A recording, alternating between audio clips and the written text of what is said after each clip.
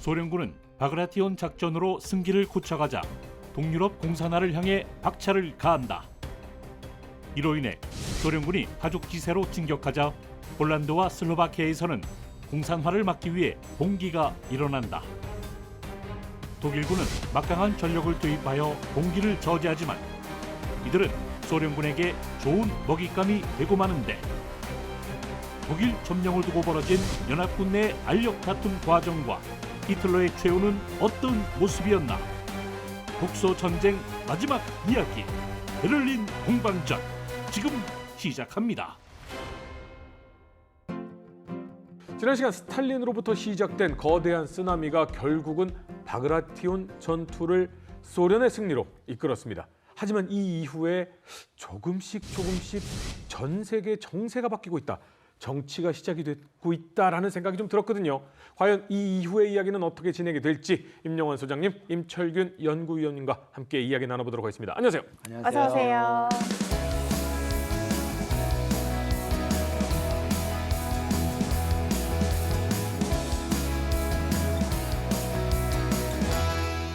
말씀하신 대로 바그라티온 작전을 통해서 동부 전선에 큰 구멍을 만들어낸 소련군입니다. 거칠 곳이 없는 상황인데요. 이제 베를린 공방전 직전까지 와 있는 상황이에요. 이때 이제 두 가지 공격축이 있는데 남쪽 우크라이나에서 올라온 소련군들이 이제 정치적 의미의 역할을 많이 하게 됩니다. 네. 루마니아를 8월 30일에 점령하게 되죠.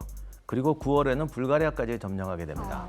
이렇게 되니까 9월 4일에 핀란드가 갑자기 소련하고 휴전을 해버리고 독일과 동맹을 단절하고 무장 해제해버립니다.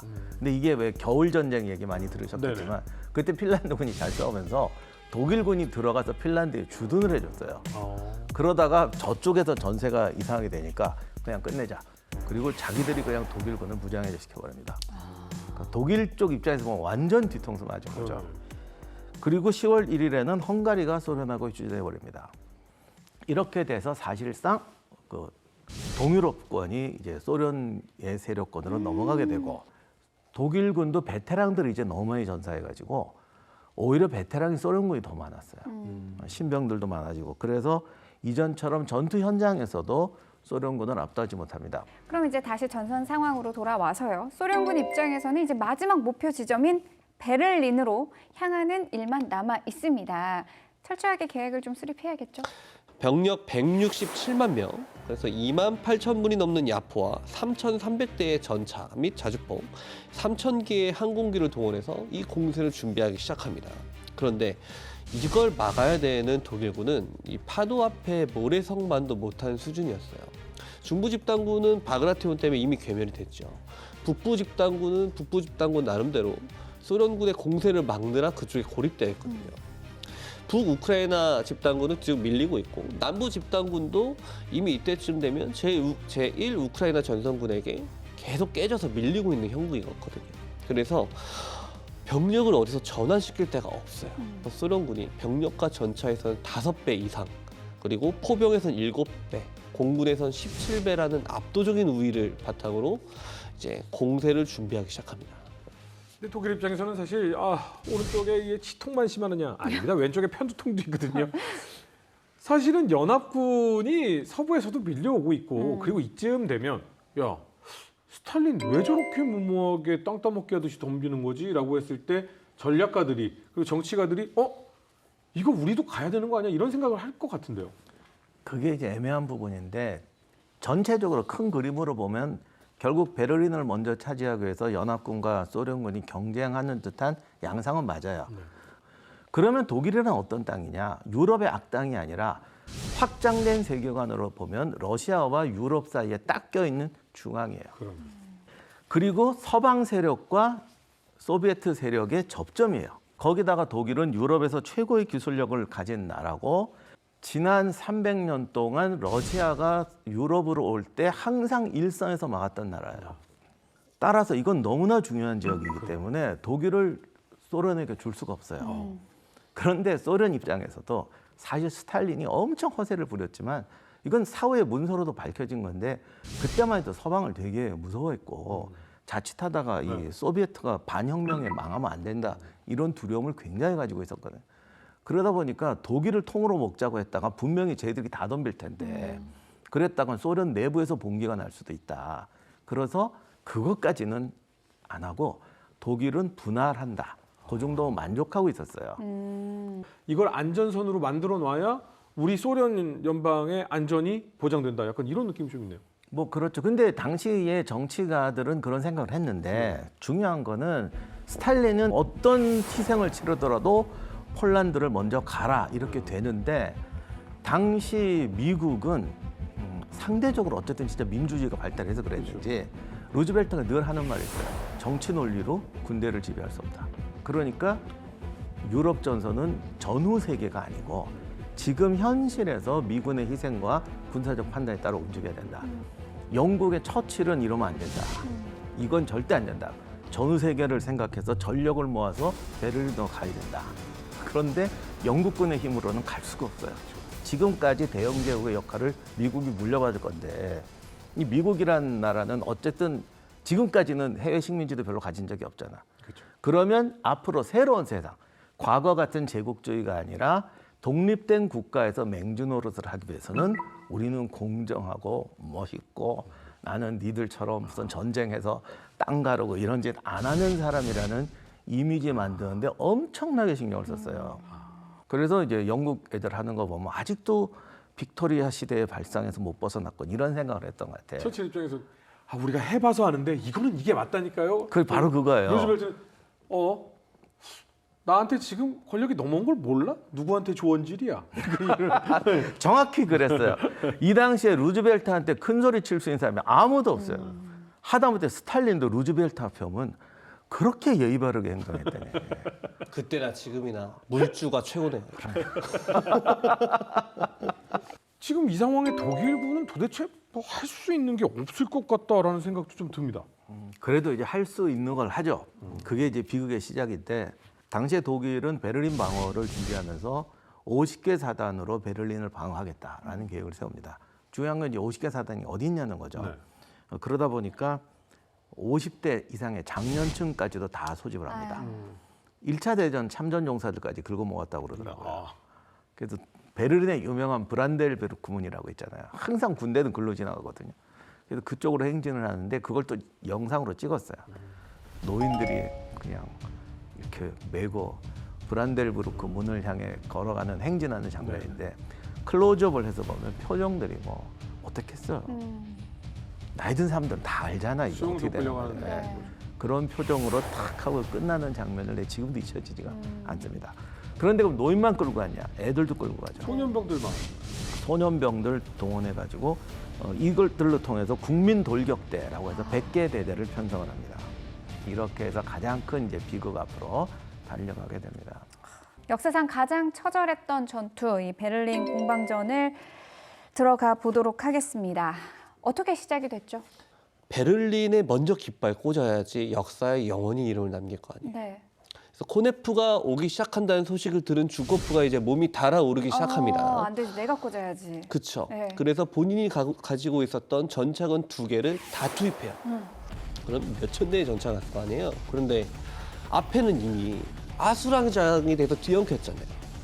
뒤엉켜 있는데 수천 대의 차량이 오면 교통 혼잡이 발생할 거 아니에요. 그래서 오도 가도 못한 상황에서 독일군이 거기다가 포격도 하고 저격도 하고 하면서 엄청난 피해가 발생합니다. 그래서 오도 가도 못하다가 결국은 퇴각을 합니다. 그러면은 남쪽 정성은 어떠냐? 제1 우크라이나 전선군은 포르스트 무스카우즈 구역을 돌파해서 계속 진격을 하고 있었고 매시가 돌파구가 확장이 되고 있어요. 그러니까 주코프는 계속 몸이 달아오르죠. 그렇죠. 그래서 4월 17일에 이제 주코프는 전일의 실패를 만회하고자 폭격기를 800대를 부릅니다. 그래서 전선 전체를 폭격을 해요. 그리고 또 거기에 포격을 더 가한 다음에 공격을 가합니다. 너무 많은 포탄과 폭탄이 떨어지니까 독일군의 방어선도 이제 균열을 보이기 시작을 합니다. 그 시각에 코네프의 선두부대들은 이미 슈프레강을 도하해서 베를린으로 돌격을 하고 있었어요. 이 상황에서는 그러면 병사의 희생, 뭐 물량을 잃고 뭐 보급이 다 필요 없고 주코프는 내가 꽂아야 돼. 이 생각밖에 없었겠는데요. 그렇죠. 그래서 4월 18일에 코네프한테 전적으로 밀리기 시작한 주코프가 예하 지휘관들을 달달 복달하기 시작합니다. 그래서 압도적인 전력으로 지크프리트 방어선에 대해서 공격을 하는데 그 박사님께서 말씀하셨던 그 국민 돌격대 병력들이 6탄 돌격으로 이걸 저지해냅니다. 그냥 도로에 숨어서 그냥 있다가 편접하우스 탄 데 쏘고 그냥 전사하고 막 이런 상황이 막 발생하는 상황이잖아요. 네. 그러니까 여기서 또 한 번 꺾였잖아요. 주코프의 분노는 극에 달했죠. 그래서 4월 19일에 얼마가 죽어도 상관없으니 반드시 뚫어라 라고 명령을 한 주코프의 명령에 의해서 결국 공세 4일째 독일군의 세 번째 방어선까지 무너졌고요. 이 시기에 제2 벨로루스 전선군도 알트남에서 슈베트에 이르는 30마일 전선에서 공격을 개시하고 있었어요. 4월 20일 오전 11시에 드디어 주코프의 포병들이 베를린을 직접 타격하기 시작을 했고요. 같은 시각 코네프의 전차군들은 베를린을 향해서 계속 풀악셀을 밟고 있었습니다. 주코프의 전차군들도 4월 21일 오전 04시 이전까지는 무슨 일이 있어도 베를린 외곽까지 들어가라 라고 해가지고 풀악셀을 밟고 있었어요. 요 시점에서 이제 정치가 또 나오는데 스탈린이 코네프와 주코프 둘 중 누구의 손을 들어주느냐에 대해서 이제 고민을 하다가 결국은 주코프의 손을 들어주기로 합니다. 코네프가 베를린에 위치해 있는 무슨 외교 공간까지 갔어도 거기까지는 더 이상 가지 마라고 해서 주코프가 깃발을 꽂을 수 있도록 전선 조정을 스타브카가 하고 있었고 이 두 명은 아직 모르고 있는 진짜 상황이에요. 옷줄을 잡았네요. 네.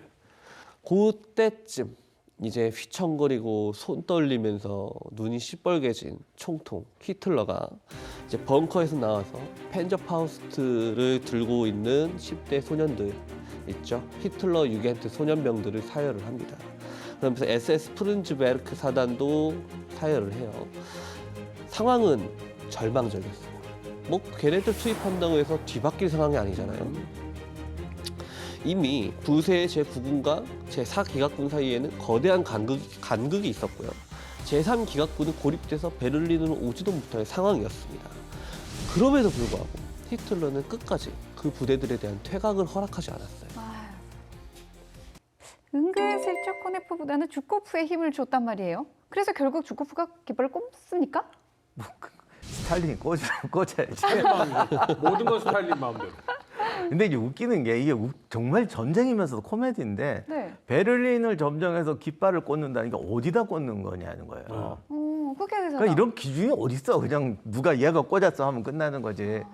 그러니까 이런 이제 애초에 경쟁 시켜놓고 마지막에 누가 손들어 주는 거예요. 그래서 이때 타겟이 몇 개가 있는데 우리를 치면 뭐 중앙청이랄까 뭐 이런 건데 국회의사당 쪽으로 막 가는데 코네프 군대가 거의 국회의사까지 근접을 했는데. 네. 뭐 여기서는 독일군도 더 이상 정을 못합니다. 중요한 건 어디다 꽂았냐가 중요한 게 아니라 누가 꽂았다고 해주느냐가 그렇죠. 중요한 거죠. 그래서 스탈린이 그냥 주코프 손을 들어줍니다. 그럴 거면 주코프가 그렇게 애가 달아 있을 필요가 없었는데. 아 근데 스탈린이 모르는 거 아니에요? 원래 스탈린이 사람 부리는 스타일이 그래요. 그러니까 극도로 경쟁시키고 그리고 나는 무슨 짓이든 할 수 있어. 그리고 너 여기서 조금만 어긋나면 넌 저쪽으로 가는 거야. 이런 식으로 협박을 한 다음에 또 만나면 잘해줘요. 아니 근데 코네프가 목전까지 왔는데 주코프가 어떻게 꽂았어요?